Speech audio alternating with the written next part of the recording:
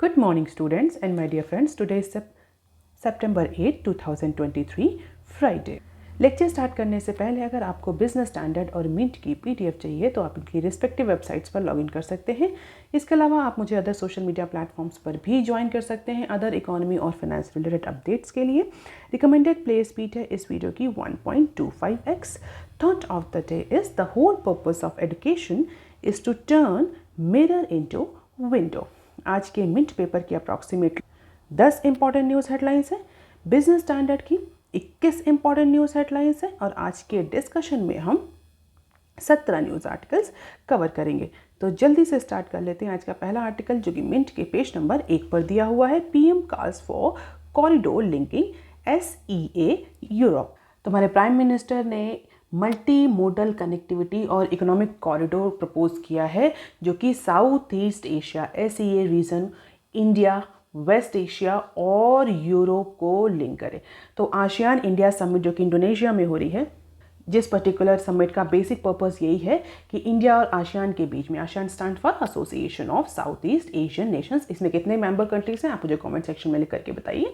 तो जो ASEAN economies हैं, जो आसियान नेशंस हैं, उनके बीच में और इंडिया के बीच में कनेक्टिविटी को, रिलेशनशिप को इन्हांस करने के लिए, इम्प्रूव करने के लिए 12 पॉइंट्स का प्लान जो है वो हमारे प्राइम मिनिस्टर ने प्रपोज किया है और इसी प्लान में एक मल्टी मोडल कनेक्टिविटी और इकोनॉमिक कॉरिडोर भी प्रपोज किया गया है।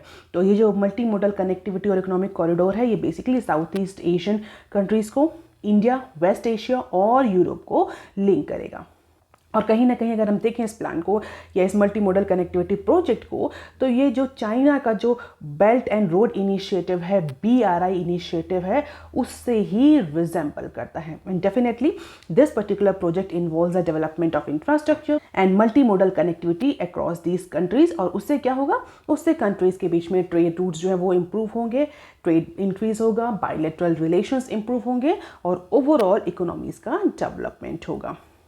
हालांकि जो BRI इनिशिएटिव है वो कुछ ज़्यादा ही एम्बिशियस है, जबकि जो हमारे प्राइम मिनिस्टर ने प्रपोज किया है उसमें इतने ज़्यादा कंट्रीज़ या इतने ज़्यादा इकोनॉमीज़ का इन्वॉल्वमेंट नहीं है, जबकि BRI में अप्रॉक्सीमेटली 100 कंट्रीज़ को लिंक करने की बात कही गई है। और चाइना का जो ये BRI प्रोजेक्ट है that is not very new, पिछले कई सालों से चल रहा है और इंडिया, पाकिस्तान और चाइना के बीच में इसका एक कंटेंशियस इशू भी रहा है BRI को लेकर के। और प्रॉब्ली उसी कंटेंशियस इशू की वजह से इंडिया ने ये जो BRI इनिशिएटिव है चाइना का, ये ज्वाइन नहीं किया है।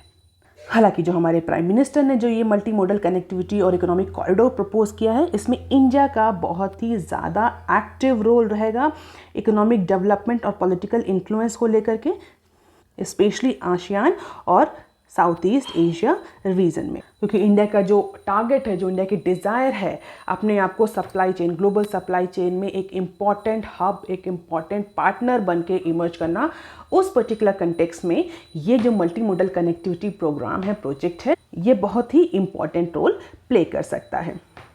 और अगर हम इस पूरे प्रोजेक्ट को देखें, इसकी कनेक्टिविटी को देखें, तो South East Asian countries, India, West Asia और यूरोप, तो मोस्ट लाइकली इसमें जो डेवलपिंग इकोनॉमीज़ हैं उन पर ज़्यादा फोकस किया गया है, बोल सकते हैं, या उनको एक्सेस देने पर ज़्यादा फोकस किया गया है, जैसे कि उनको यूरोप का और वेस्ट एशिया का मार्केट जो है वो ईजिली एक्सेस है। तो कई सारे रूट्स डेवलप किए जाएंगे, सिर्फ एयर ही नहीं या सिर्फ वाटर रूट ही नहीं, इसमें कई सारे रोड इनिशिएटिव्स या रोड इंफ्रास्ट्रक्चर जैसे इनिशिएटिव्स भी आएंगे। तो definitely it is one of the very important and significant proposal by India.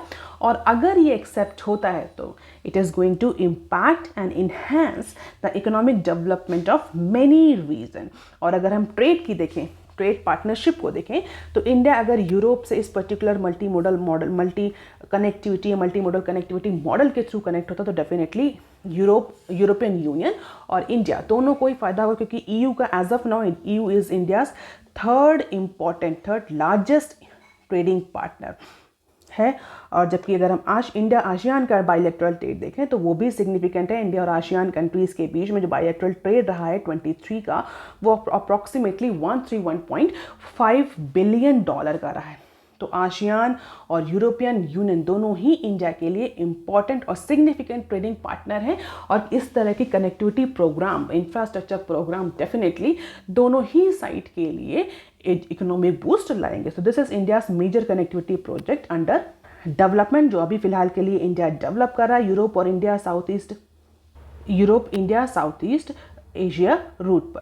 This red line indicates the international north south transport corridor जो अंडर डेवलपमेंट है और इसके बारे में आपने कई बार न्यूज़ में सुना भी होगा। And this blue line indicates India Myanmar Thailand trilateral highways. अब देख लेते हैं article number 2 that is given on page number 1 of Mint paper. Blanket crypto ban hard to implement. जैसा कि हमने पिछले 2-3 एनालिसिस में डिस्कस किया है कि G20 की जो मीटिंग है उसमें क्रिप्टो असेट और डिजिटल असेट्स को लेकर के, क्रिप्टो करेंसी को लेकर के बहुत इंपॉर्टेंट डेलिब्रेशंस हो सकते हैं, डिस्कशन हो सकता है, क्योंकि इंडिया के एजेंडा पॉइंट में क्रिप्टो करेंसी और डेट क्राइसिस बहुत ही इंपॉर्टेंट टॉपिक हैं। तो उसी को लेकर के जो डिस्कशन हुआ है उस डिस्कशन में कहा जा रहा है कि क्रिप्टो असेट्स पर ब्लैंकेट बैन लगाना तो पॉसिबल नहीं है। हालांकि इस बात को लेकर के भी एक्सेप्टेंस रखी गई है कि क्रिप्टो करेंसी जो है वो लीगल टेंडर नहीं हो सकती, but applying a blanket ban on crypto asset is very hard to implement और इसीलिए कंट्रीज को इसको लेकर के यूनानिमस कंसेंसस बनानी पड़ेगी। तो जो rule money laundering, terror financing को लेकर के हैं उनको भी, जो कंट्रीज हैं, नेशंस हैं, उनको भी टाइट करना पड़ेगा या उनको भी स्ट्रेंथन करना पड़ेगा, जिससे कि क्रिप्टो करेंसी इस तरह के पर्पस के लिए, मनी लॉन्ड्रिंग और टेरर फाइनेंसिंग के लिए यूज ना हो पाए। हालांकि जो जॉइंट पेपर पब्लिश हुआ है IMF और फाइनेंशियल स्टेबिलिटी बोर्ड FSB के बीच में, जहां पर एक कोशिश करी गई है एक रोड मैप, एक गाइडलाइन, एक फ्रेमवर्क प्रोवाइड करने की कि कैसे क्रिप्टो असेट्स को मैनेज किया जा सकता है, कैसे डिजिटल असेट्स को मैनेज किया जा सकता है। लेकिन डेफिनेटली इस पर्टिकुलर फ्रेमवर्क पर, गाइडलाइन पर जो G20 कंट्रीज़ हैं उनका एग्रीमेंट भी बहुत ज़रूरी है और उन रूल्स और गाइडलाइंस को हर कंट्री को अपने डिजिटल फाइनेंशियल सिस्टम में इम्प्लीमेंट करना भी बहुत ज़रूरी है। तो जो फाइनेंशियल स्टेबिलिटी बोर्ड है, जो G20 का रिस्क वॉच डॉग है, उसने और IMF ने मिल करके कुछ रोड मैप या कुछ गाइडलाइंस सजेस्ट करी हैं और उसमें भी ये लिखा गया है, उसमें भी इस बात को एक्सेप्ट किया गया कि blanket ban is not possible. Incentives जो हैं सर्कमवेंशन के वो भी इंक्रीज हो जाएंगे अगर किसी तरीके से ये ब्लैंकेट बैन इम्प्लीमेंट भी किया जाता है, क्योंकि क्रिप्टो असेट का एक बहुत ही इनहेरेंट नेचर है कि वो बॉर्डरलेस है। बॉर्डरलेस पेमेंट इट मीन्स किसी एक कंट्री से दूसरे कंट्री में जाने में उसे बहुत ज़्यादा टाइम नहीं लगता क्रिप्टो असेट्स और क्रिप्टो करेंसीज को, और इसी वजह से फाइनेंशियल इंटीग्रिटी रिस्क जो है वो बहुत ज़्यादा हाई है और मनी लॉन्ड्रिंग और टेरर फाइनेंसिंग जैसी एक्टिविटीज़ में क्रिप्टो करेंसी बहुत ज़्यादा यूज़ होती है। तो इसीलिए इस पेपर में, जॉइंट पेपर में बोला गया है कि जो कंट्रीज़ हैं उन्हें अपने financial action task force, anti money laundering और काउंटर टेरर फाइनेंसिंग स्टैंडर्ड्स जो हैं for virtual assets and virtual asset service providers, उसको स्ट्रेंथन करना चाहिए, उसको इम्प्लीमेंट करने की बात की। तो बेसिकली डायरेक्टली क्रिप्टो करेंसी के लिए तो ऐसा कोई गाइडलाइंस जो है वो बहुत ज़्यादा डायरेक्ट कैसे कंट्रोल किया जाए इस तरह का तो कोई प्रपोजल नहीं है इस पेपर में। लेकिन हाँ, IMF ने और FSB ने ये ज़रूर प्रपोज किया है कि जो टेरर फाइनेंसिंग और जो मनी लॉन्ड्रिंग रिलेटेड रूल्स हैं उनमें ही क्रिप्टो और डिजिटल असेट्स के एस्पेक्ट को इंक्लूड किया जाए और उन रूल्स और रेगुलेशंस को ही टाइट किया जाए, जिससे कि इन सारे एरियाज़ में क्रिप्टो असेट का यूज़ ना हो सके। तो एक कॉमन फ्रेमवर्क डेवलपमेंट की बात कही गई है and collection of test data on digital money, जिससे कि कंट्रीज जो है वो एक्सपीरियंसेस से लर्न करके और फुल प्रूफ एक इम्प्लीमेंटेशन और एक फ्रेमवर्क जो है वो डेवलप कर सकें। अब देख लेते हैं article number 3 that is given on page number 1 of Mint paper. Expansion of G20 Ukraine war statement on India priority list. तो जो अपकमिंग G20 लीडरशिप समिट है उसमें इंडिया G20 के एक्सपेंशन को लेकर के भी ऑब्जेक्टिव सेट कर रहा है और जो वॉर, यूक्रेन वॉर को लेकर के जो डिसएग्रीमेंट है उसको भी रिजॉल्व करने के एजेंडा को इंक्लूड कर रहा है। तो India is actually trying to achieve twin objectives by adding African Union as a member of G20 group और जो रशिया यूक्रेन वॉर को लेकर के जो डिसएग्रीमेंट्स है कंट्रीज़ के बीच में, जहाँ पर कुछ कंट्रीज़ का ये कहना है, G20 मेंबर कंट्रीज़ का, कि आप जॉइंट स्टेटमेंट लाइए रशिया यूक्रेन वॉर को लेकर के या यूक्रेन क्राइसिस को लेकर के, और कुछ जो है वो डिसएग्रीमेंट में है और पार्टिसिपेट भी नहीं कर रहे because of this Ukraine war. तो इसको लेकर के फ़िलहाल के लिए अभी तक ये दो जो इश्यूज़ थे वो इंडिया के एजेंडा लिस्ट में नहीं थे, बट अब ऐसा सुनने में आ रहा है कि इंडिया जो है वो इन दो ऑब्जेक्टिव्स को भी ऐड ऑन कर रहा है, जो अपकमिंग G20 लीडरशिप समिट है जो न्यू दिल्ली में हो रही है 9 से 10 सितंबर के बीच में। और पिछले कई एनालिसिस में हम डिस्कस भी कर चुके हैं कि जो इंडिया की G20 प्रेसिडेंसी है वो ग्लोबल साउथ के कंसर्न, चैलेंजेस, प्रॉब्लम्स, इश्यूज़ के इर्द गिर्द ही घूम रही है। हमने डिस्कस भी किया कि इससे पहले जितने G20 जो समिट्स हुई हैं उसमें इतनी इंपॉर्टेंस डेवलपिंग कंट्रीज और ग्लोबल साउथ को नहीं मिली है जितनी की इंडिया ने दी है। और इस बार इंडिया चाहता है कि उसकी G20 प्रेसिडेंसी में अफ्रीकन यूनियन का इंक्लूजन कर दिया जाए, अफ्रीकन यूनियन को G20 ग्रुपिंग में इंक्लूड कर दिया जाए। और अगर ऐसा होता है, अगर G20 मेंबर कंट्रीज इस पर यूनानिमस कंसेंसस बना लेते हैं, तो डेफिनेटली ये इंडिया की G20 प्रेसिडेंसी का एक सिग्निफिकेंट अचीवमेंट होगा। और इससे जो लो इनकम कंट्रीज़ हैं, डेवलपिंग नेशंस हैं, ग्लोबल साउथ के कंट्रीज़ हैं, उनको एस्पिरेशन मिलेगी कि वो अपने इश्यूज़ को, अपने चैलेंजेस को, अपनी प्रॉब्लम को इस तरह के मल्टीलैटरल फोरम्स में रेज कर सकें और उनके इश्यूज़ को एड्रेस भी किया जाए। हालांकि अभी तक अगर हम देखें तो इंडिया का जो प्रपोजल है अफ्रीकन यूनियन को इंक्लूड करने का, इसे यूरोपियन यूनियन से, फ्रांस और यूएस से सपोर्ट मिल चुका है। और ऐसा कहा जा रहा है मीडिया रिपोर्ट्स के अकॉर्डिंग कि G20 मेंबर्स जो हैं वो एग्री कर जाएंगे अफ्रीकन यूनियन को मेंबरशिप ग्रांट करने में। अफ्रीकन यूनियन जो कि 55 अफ्रीकन कंट्रीज़ की एक ग्रुपिंग है, यानी अब G20 में अफ्रीकन यूनियन का भी इंक्लूजन हो जाएगा जस्ट लाइक यूरोपियन यूनियन। और अगर इस अफ्रीकन यूनियन के बारे में थोड़ा सा हम जानें तो ये इसमें 55 कंट्रीज़ हैं। ये जो ऑर्गेनाइजेशन है 2002 में ये स्टैब्लिश हुआ था as a successor of organisation for African unity. इससे पहले इसका नाम था ऑर्गेनाइजेशन फॉर अफ्रीकन यूनिटी।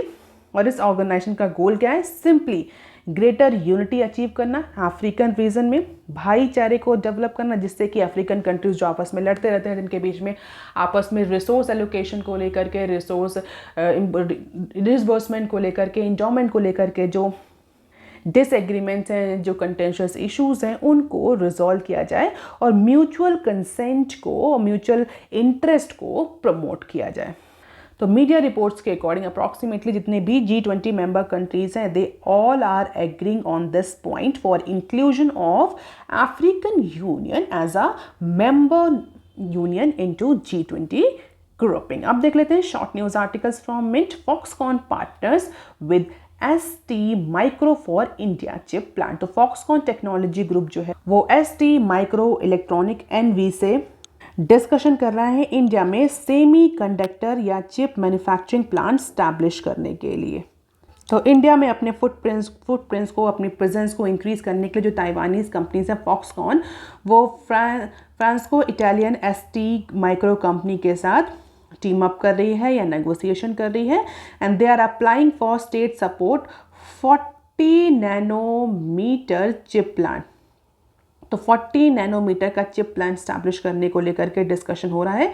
हालांकि प्लान को अभी भी पब्लिक नहीं किया गया है, कोई ऑफिशियल स्टेटमेंट दोनों ही साइड से नहीं आता है। लेकिन इंडिया के लिए ये बहुत अच्छी बात है कि अगर किसी इस तरह का टीम अप या जॉइंट वेंचर हो जाता है तो इंडिया में हमें चिप मैन्युफैक्चरिंग में बूस्ट देखने को मिल सकता है। अब देख लेते हैं nextly, PEVC fund form shadow panels amid rules delay.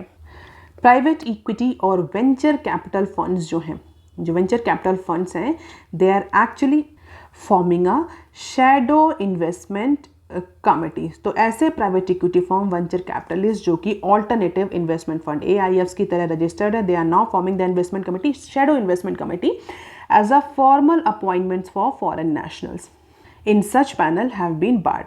और फिलहाल के लिए फॉरेन अपॉइंटमेंट्स को लेकर के RBI का कोई भी डिसीजन नहीं आया है। जो पेंडिंग है ओपिनियन RBI का, और इसी पर्टिकुलर पेंडिंग डिसीजन की वजह से फ़िलहाल के लिए जो ये PEVC हैं they are forming the shadow investment committee. जो किसी भी तरह के इन्वेस्टमेंट कमेटी में फॉरेन नेशनल को अपॉइंट करने को लेकर के रिजर्व बैंक ऑफ इंडिया फ़िलहाल के लिए या उसकी उस अपॉइंटमेंट की वैलिडिटी को लेकर के रिजर्व बैंक ऑफ इंडिया का भी कोई भी अपना ओपिनियन या अपनी पोजिशन अपना स्टेक नहीं आया है। इसी वजह से फ़िलहाल के लिए शेडो इन्वेस्टमेंट कमिटीज़ जो हैं वो फॉर्म करी जा रही हैं बाय PE और VC कंपनीज़, क्योंकि 2020 में अक्टूबर 2020 में सेबी ने जो कि मार्केट रेगुलेटर उसने RBI को लिखा था और पूछा था कि जो इन्वेस्टमेंट कमिटीज़ हैं इनमें फॉरेन नेशनल्स को अपॉइंट करना पॉसिबल है, अलाउड है या नहीं है। तो उसको लेकर के अभी तक सेंट्रल बैंक ने अपना कोई भी ओपिनियन नहीं दिया है एंड दैट इज़ वाई जो ये फॉरेन जो ये PE और VC कंपनीज़ हैं ये फ़िलहाल के लिए शेडो इन्वेस्टमेंट कमिटीज़ जो हैं वो अपॉइंट कर रही हैं। अब देख लेते हैं article number 4 that is given on page number 4 of business standard. MDB stuck on plate during Modi-Biden meeting today. तो आज के बिजनेस स्टैंडर्ड के पेज नंबर 4 पर भी जितनी भी न्यूज़ हैं वो सारी G20 से ही रिलेटेड हैं। सबको हम कलेक्टिवली डिस्कस करेंगे। पहली न्यूज़ मोदी और बाइडेन की जो बायलैटरल मीटिंग है जिसको हमने डिस्कस भी किया था कि जब US के प्रेसिडेंट इंडिया आएंगे G20 समिट पर तो इंडिया से उनका बायलैटरल मीटिंग भी होगी। इंडिया के काउंटर पार्ट जो हमारे प्राइम मिनिस्टर हैं उनसे वो बायलैटरल मीटिंग भी करेंगे। और उस बायलैटरल मीटिंग में हमने ये भी डिस्कस किया था कि कुछ इंपॉर्टेंट इश्यूज़ जो हैं वो डिस्कशन का पॉइंट हो सकते हैं, जिसमें जो इंपोर्ट लाइसेंसिंग पॉलिसी अभी रिसेंटली इंडिया ने इम्प्लीमेंट करी है किसमें PC और डेस्कटॉप सेगमेंट में, इलेक्ट्रॉनिक सेगमेंट में, वो भी एक इंपॉर्टेंट पॉइंट ऑफ डिस्कशन हो सकता है। तो उसी कंटेक्स्ट में इस न्यूज़ को हम आगे देखते हैं। प्राइम मिनिस्टर जो है इंडिया के दे में discuss the reforms for multilateral development bank along with range of technological and defense related issues with US President Joe Biden। तो फ्राइडे यानी आज जो बायलैटरल मीटिंग होनी है दोनों ही काउंटर पार्ट्स के बीच में, इंडिया के साइड से MBD टेक्नोलॉजी और डिफेंस को लेकर के जो पॉइंट हैं जो इश्यूज हैं वो रेस किए जा सकते हैं। US के साइड से मिस्टर बाइडेन जो हैं वो इम्पॉर्टेंटली इंपोर्ट रिलेटेड जो पॉलिसीज अभी इंडिया ने लॉन्च करी हैं जो इम्प्लीमेंट करी हैं उस पर डिस्कशन होगा। और MDB पर भी US जो है वो कंसेंसस बनाने की कोशिश करेगा, specially world bank and international monetary funds पर, क्योंकि दोनों ही साइड इस बात को जान चुके हैं कि मल्टीलैटरल जो डेवलपमेंट बैंक हैं they are very important now these days and they are most effective global tool for modernising the transparent high quality investment in developing countries. So let us see कि actually में किन किन topics पर discussion होता है और क्या outcome आता है इस बायलैटरल मीटिंग का, क्योंकि इंडिया कंसिस्टेंटली इस बात को पॉइंट आउट कर रहा है कि जितने भी जो मल्टीलैटरल डेवलपमेंट बैंक हैं ये 21st सेंचुरी की नीड के अकॉर्डिंग नहीं है। They are actually not fulfilling the requirement of developing countries और global south. They are actually working only for the develop countries. तो कई सारे चैलेंजेस जो हैं जो MDB फेस कर रहा है, तो ये इशू और इंपोर्ट लाइसेंसिंग का इशू, डिफेंस टेक्नोलॉजी, ये सारे इश्यूज जो हैं दोनों ही काउंटर पार्ट के बीच में डिस्कस किए जा सकते हैं। अब इसी के साथ पेज नंबर 4 पर एक टेबल भी दी हुई है जो कि इंडिया की G20 प्रेसिडेंसी की प्रोग्रेस से रिलेटेड है कि अभी तक कितने वर्किंग ग्रुप हो चुके हैं, कितने इंगेजमेंट ग्रुप्स हो चुके हैं, फाइनेंस ट्रैक कितने हुए हैं और इंडिया की G20 प्रेसिडेंसी की प्रोग्रेस, ओवरऑल प्रोग्रेस अभी तक क्या है। हालांकि इससे पहले भी हम ये प्रोग्रेस डिस्कस कर चुके हैं। तो एज ऑफ नाउ इंडिया की G20 प्रेसिडेंसी में 220 से ज़्यादा मीटिंग्स हो चुकी हैं। 60 cities have served as a location for these 220 meetings. Approximately 25,000 से ज़्यादा जो डेलीगेट्स हैं वो इंडिया विजिट कर चुके हैं। 224 नेशनलिटी ने रिप्रेजेंट किया है डायरेक्टली और इनडायरेक्टली इस G20 प्रेसिडेंसी में। 67.5 मिलियन प्लस इंडियंस जो हैं उन्होंने पार्टिसिपेट किया है जन भागीदारी एक्टिविटीज़ में, जो कि G20 प्रेसिडेंसी का ही एक प्रोग्राम था। 300 से ज़्यादा कल्चरल प्रोग्राम्स हो चुके हैं। 1800 से ज़्यादा या 18,000 से ज़्यादा आर्टिस्ट जो हैं वो इस पर्टिकुलर डिफरेंट फोरम्स में रिप्रेजेंट कर चुके हैं। And these are information related to finance track work teams, 12 engagement groups and sherpa track working group. तो हम देख सकते हैं framework working group, international financial architecture, infrastructure working group, sustainable finance working group, कई तरह के जो वर्किंग ग्रुप हैं, वर्किंग टीम्स हैं वो हैं। इंगेजमेंट ग्रुप्स की बात करें तो बिजनेस 20, सिविल 20, लेबर 20, पार्लियामेंट 20, अगर शेरपा ट्रैक्स की बात करें तो anti corruption, culture, digital economy, development, education, employment, environment, comprehensively wide range के टॉपिक्स जो हैं वो कवर किए गए हैं और कई सारी मीटिंग्स और डेलिब्रेशंस हुए हैं जिनका आउटकम अब हमें G20 के ज्वाइंट स्टेटमेंट में, लीडरशिप जो समिट होने वाली है कल से, उसके ज्वाइंट स्टेटमेंट में देखने को मिलेगा। अब इसके साथ एक और न्यूज़ है जो कि पेज नंबर 4 पर ही दी हुई है, DPI beneficial but can't exaggerate risk report. World Bank ने G20 partnership for global financing inclusion report जो है वो प्रिपेयर करी है और उस रिपोर्ट में कहा गया है कि जो डिजिटल पब्लिक इंफ्रास्ट्रक्चर है that can accelerate the financial inclusion. Definitely इसमें कोई डाउट नहीं है कि डिजिटल पब्लिक इंफ्रास्ट्रक्चर DPI से जो फाइनेंशियल इंक्लूजन है वो इम्प्रूव होगा, जो डिजिटल फाइनेंशियल सर्विसेज में जो गैप है वो फिल होगा। लेकिन इसके अलावा अगर हम चैलेंजेस को देखें तो definitely this digital public infrastructure will also introduce और include the risk that will enhance, और जो ऑलरेडी एग्जिस्टिंग एथिकल चैलेंजेस और रिस्क हैं वो भी इंक्रीज हो सकते हैं अगर जो डिजिटल पब्लिक इंफ्रास्ट्रक्चर है ये ग्लोबल स्टैंडर्ड और गुड प्रिंसिपल के बेसिस पर डेवलप नहीं किया जाता है। It means digital public infrastructure के डेवलपमेंट में high standard principles, security norms और ग्लोबल स्टैंडर्ड का यूज़ होना चाहिए as per World Bank. Otherwise यही digital public infrastructure sector, digital public infrastructure जो कि फाइनेंशियल इंक्लूजन को एक्सेलरेट कर रहा है, डिजिटल फाइनेंशियल सर्विसेज में जो गैप है उसको फुलफिल कर रहा है, यही डिजिटल पब्लिक इंफ्रास्ट्रक्चर आगे आने वाले टाइम में कई सारे चैलेंजेस जो हैं वो उनको इंक्रीज कर सकता है, एक्सैजरबेट कर सकता है, चाहे वो डेटा को लेकर के हों, चाहे वो प्रोडक्टिविटी को लेकर के हों, चाहे वो एथिकल इश्यूज़ हों, कंपटीशन को लेकर के हों। कई सारे इश्यूज़ को हाईलाइट किया गया है वर्ल्ड बैंक की इस रिपोर्ट में। तो इस रिपोर्ट का टाइटल क्या है? G20 policy recommendation for advancing financial inclusion and productivity gain through digital public infrastructure. तो DPI के वेल मैनेजमेंट, वेल डेवलपमेंट की बात कही गई और कहा गया इससे कई सारे एडवांटेज हैं कि ट्रांजैक्शन कॉस्ट को इम्प्रूव कर रिड्यूस करेगा, इनोवेशन को बूस्ट करेगा, कंपटीशन को बूस्ट करेगा, इंटरऑपरेटेबिलिटी होगी तो यूज़र फ्रेंडली जो प्लेटफॉर्म है वो ऑफर किया जाएगा, यूज़र का एक्सपीरियंस जो है वो इन्हांस करेगा। लेकिन इसके साथ ही रेगुलेटरी रिस्क, इंसॉल्वेंसी रिस्क और इकोसिस्टम जो है वो इंडेंजर हो सकता है। These are the critical component जिसकी वजह से फाइनेंशियल अनसस्टेनेबिलिटी भी देखने को मिल सकती है वर्ल्ड बैंक के रिपोर्ट्स के अकॉर्डिंग।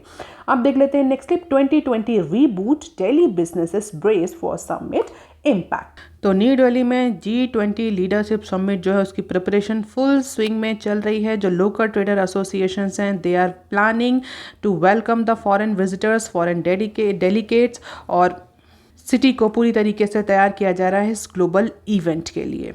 तो और कई मूवमेंट को लेकर के, सिक्योरिटी को लेकर के कई सारे एरियाज़ में रिस्ट्रिक्शंस भी हैं। स्पेशली भारत मंडपम जो प्रगति मैदान पे है उस एरिया में कई सारे रिस्ट्रिक्शंस किए गए। तो बेसिकली जो ये न्यूज़ है ये रिलेटेड है कि जो लोकल बिजनेसेस हैं they are actually ready for the foreign delegates और वो इस पर्टिकुलर अपॉर्चुनिटी को यूज़ करना चाह रहे हैं इंडियन क्राफ्टशिप और हॉस्पिटैलिटीज़ को शो करने के लिए। अब देख लेते हैं next clip, India has fulfil 87% of Bali communication studies. तो इंडिया जो कि G20 का समय प्रेसिडेंसी होस्ट है उसने बाली कमिटमेंट, जो G20 का बाली कमिटमेंट था उसमें अपनी प्रोग्रेस को शोकेस करने की बात कही है इस बार की G20 प्रेसिडेंसी में। तो जो 15 की पॉइंट्स का जो बाली कमिटमेंट था जो लास्ट ईयर G20 कंट्रीज़ ने फ्लोट किया था जॉइंटली, उस पर्टिकुलर 15 की पॉइंट्स में इंडिया 87% प्रोग्रेस कर चुका है and ranking 7th in the list according to the report by Canada based G20 research group. और इस लिस्ट में नंबर 1 पोजीशन पे कौन है? European union rank first on Bali commitment with 97% score. तो EU का 97% स्कोर है, इंडिया का 87% स्कोर है। EU के बाद ऑस्ट्रेलिया और जर्मनी, कनाडा, कोरिया और UK का नंबर है। तो जो 15 कमिटमेंट्स हैं उसमें से इंडिया ने partially 4 commitment, open agriculture trade, crime and corruption, universal health coverage और जीरो और लो एमिशन पावर जनरेशन, इन पर पार्शल फुलफिलमेंट अचीव किया है। तो प्रोबेबली इंडिया अपनी प्रोग्रेस को भी शोकेस कर सकता है इस अपकमिंग G20 प्रेसिडेंसी में। चाइनाज यूरियाज एक्सपोर्ट का may not hit India much. अभी रिसेंटली चाइना ने अपने जो कुछ फर्टिलाइज़र प्रोड्यूसर्स हैं उनको डायरेक्ट किया है कि फ़िलहाल के लिए वो जो यूरिया का एक्सपोर्ट है वो सस्पेंड कर दे, क्योंकि जो डोमेस्टिक कंसर्न है, जिस तरह से उनकी डोमेस्टिक इकोनॉमी में यूरिया के प्राइसेस बढ़ रहे हैं, उसको देखते हुए फ़िलहाल के लिए चाइना ने अपने जो फर्टिलाइज़र प्रोड्यूसर्स हैं उनको एक्सपोर्ट सस्पेंड करने के लिए कहा है। और जैसे ये डिसीजन आया तुरंत ही इस बात का नेगोशिएशन स्टार्ट हो गया कि प्रोबेबली इस चाइना के इस डिसीजन के बाद इंडिया में जो यूरिया के प्राइसेस हैं वो बढ़ेंगे, क्योंकि China is one of the significant importer in case of urea for India. तो अगर चाइना इस तरह के कर्ब या रिस्ट्रिक्शंस ला रहा है, यूरिया एक्सपोर्ट को सस्पेंड कर रहा है, तो डेफिनेटली उसका इम्पैक्ट हमें इंडिया पर देखने को मिलेगा। इंडिया के अलावा जो ग्लोबल प्राइसेस हैं यूरिया के वो भी पुशअप होंगे। तो इसी को लेकर के एनालिसिस है। कुछ का ये कहना है कि इसका इंडिया पर बहुत लिमिटेड इम्पैक्ट पड़ेगा, हालांकि ग्लोबल जो प्राइसेस हैं वो पुशअप हो सकते हैं चाइना के इस डिसीजन के बाद। हालांकि ट्रेड और इंडस्ट्री प्लेयर्स जो हैं उनका ये कहना है कि डेफिनेटली जो कुछ परचेज जो है वो कॉस्टलियर होगा, लेकिन बहुत ज़्यादा इसका इम्पैक्ट देखने को नहीं मिलेगा। The key reason for limited impact of this decision on India is the fact that urea import in financial year 24 are expected to be at least 2 to 3 million tonnes, जो कि पिछले साल यानी फाइनेंशियल ईयर 23 से कम है, due to the extensive use of nano urea which lower consumption and commissioning of new plants that push up the domestic production। तो दो reason site किए हैं एक्सपर्ट्स ने, और उन दो रीजंस की वजह से इंडिया पर चाइना के इस डिसीजन का बहुत ज़्यादा इम्पैक्ट नहीं पड़ने वाला। दो कौन से डिसीजन कि इस फाइनेंशियल ईयर में यूरिया का जो कंजप्शन है इंडिया में वो रिड्यूस होगा, क्यों? क्योंकि उसको नैनो यूरिया से रिप्लेस किया जा रहा है।